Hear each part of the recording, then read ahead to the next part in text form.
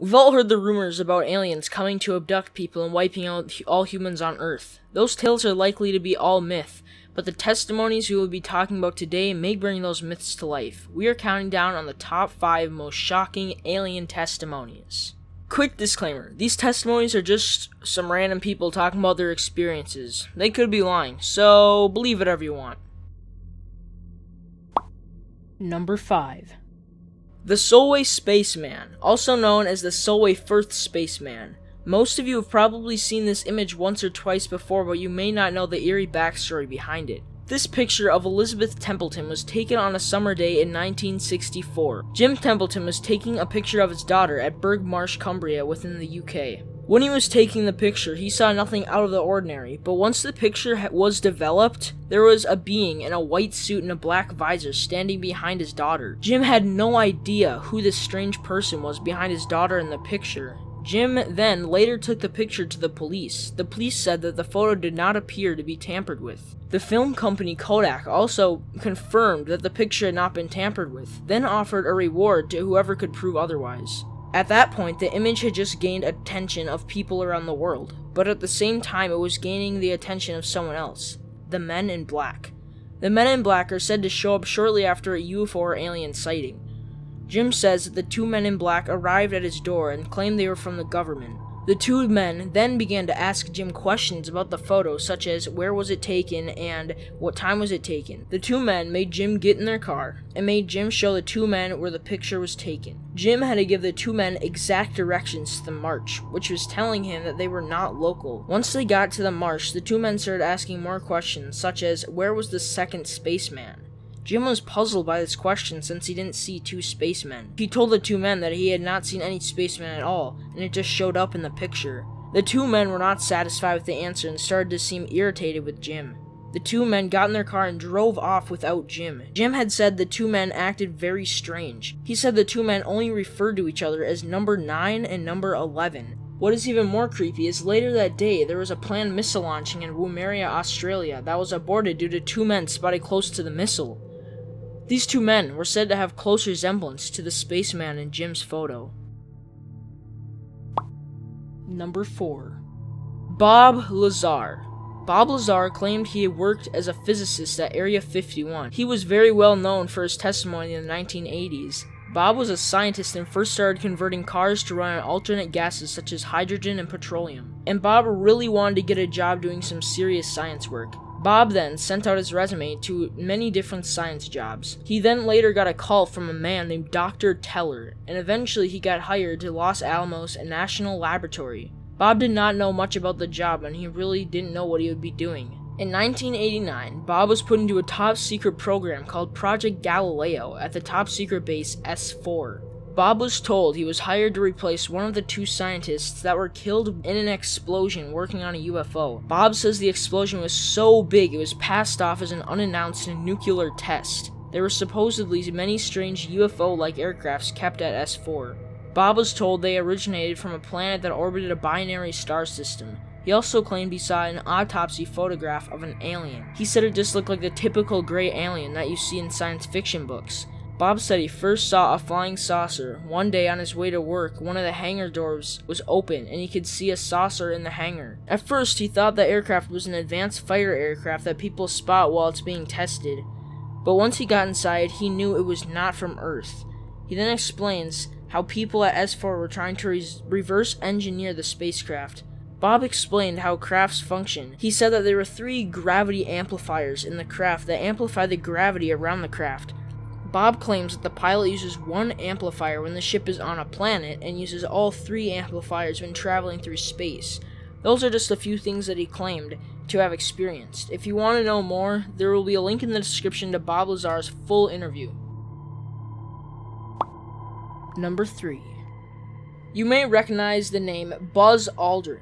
He was one of the astronauts on Apollo 11, which was the first manned mission to the moon. When the Apollo 11 crew were 3 days into their journey to the moon, the crew says that they saw some sort of object floating near them. Buzz was the only astronaut to come forward and say something about it later. Buzz says the crew did not want to ask Mission Control what the object was because the conversation between Mission Control and the crew was being broadcast to every TV in America. So the crew instead asked, where the S-4B's current location was. The S-4B was the final stage of the Apollo 11 rocket that had been jettisoned away 2 days earlier. The crew thought they might have been looking at the S-4B. Mission Control replied saying that the S-4B was 6,000 nautical miles away from the Apollo 11 ship. That confirmed that they were not looking at the S-4B. The crew pulled out a telescope to get a closer look at the object. They say that it looked like it was made from two elliptical objects, and at times it looked sort of like an L shape. The Apollo 11 crew did not photograph the strange object, but the object was spotted again on Apollo 12 and was photographed. This is the image that you are seeing now. The object has never been clearly identified, but there has been some speculation on what it could have been. Some people say it's an asteroid or some other space rock, and some others believe it's truly an alien craft. But nonetheless, it's a creepy occurrence. Number 2. The man who gave this testimony wanted to keep his name private, but the story was nicknamed the Deathbed Testimony because this man was told by his doctor he only had a few months to live. Having only a few months to live, he decided to tell his story about his involvement in the CIA. He worked closely with one of the directors in the CIA in the eastern United States. One day, he and his boss got called over to the White House for a discussion with the President Eisenhower about aliens and UFOs. At this point, the president did not know what kind of stuff was being kept over at Area 51 or S4.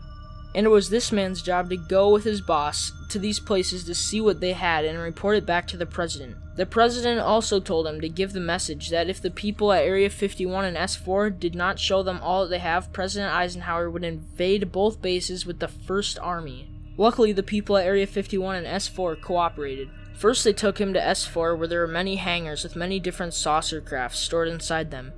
He saw the Roswell craft, which was a famous UFO crash in the 1960s. He said it was very unusual because you could walk up to it and rock it back and forth. It was so light.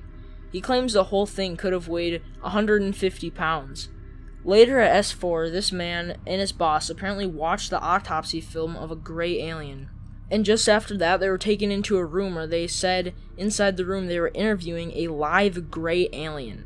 They got to walk in to see it. This man claims the alien looked oriental, and its head was larger, the alien was shorter, the mouth and nose were very small, and its ears were just holes. From there, they were taken back to Area 51 and saw a U-2 spy plane, as well as an early model of a Blackbird. Then he went to the White House again to report to the president what they had saw at S4 and Area 51. The president appeared shocked and worried. That's all the man heard about. The man now is very old and retired. One day, he was talking to a friend named Linda about some stuff he had experienced in the CIA. Later, he was at a grocery store, and two men in black suits came up to him and told him not to talk to Linda about anything from the CIA again, or to publish anything, or put any information out there. He said that's enough to intimidate him.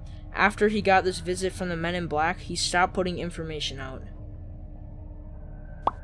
Number 1. Boyd Bushman was a man that also worked for the CIA at Area 51 and S4. He helped with anti-gravity on UFOs. Boyd says UFOs use 3 elements to reverse gravity: celluride, germanium, and palladium. He doesn't tell much about the story about how he was hired and all that stuff, but he tells all the information he knows about aliens and UFOs, and he shows pictures. He claims that the aliens' home planet is called Quintonium. Quintonium is apparently a planet that is 68 light years away from Earth. He claims the aliens travel at a remarkable speed. If the aliens are traveling at the speed of light, it would still take 86 years to get to Earth. Boyd claims the aliens get from their home planet to Earth in just 45 minutes. He claims he gave the aliens his camera and told them to take various pictures. He asked them to take pictures of their home planet, inside the power source of the UFO, and the pictures of the pilots of the UFO. And he presented some of the pictures of the aliens and the planet. But to be honest, the aliens kinda look like poorly made rubber dummies. He also claims that the aliens can live up to 230 years old. Boyd also claims that the government has approximately 20 aliens kept in their facility. He also says that the aliens use telepathy to communicate. Yes, telepathy. He says if you walk in a room with an alien having a question in your mind, you will answer your own question with your own voice. This testimony, in my opinion, is a bit hard to believe. I hope you liked the first video in Top 5 Universe. If you want to see more of these types of videos, make sure to subscribe. We post a new video every single week, and once again, these testimonies could be false, so believe whatever you want. Also, it's not just me and T5U, it's me, Magic, Mountain Games, Dark, and TPG in our research and script writing team. Go ahead and check all of us out in the description down below. But anyways, without further ado, this is T5U, signing off.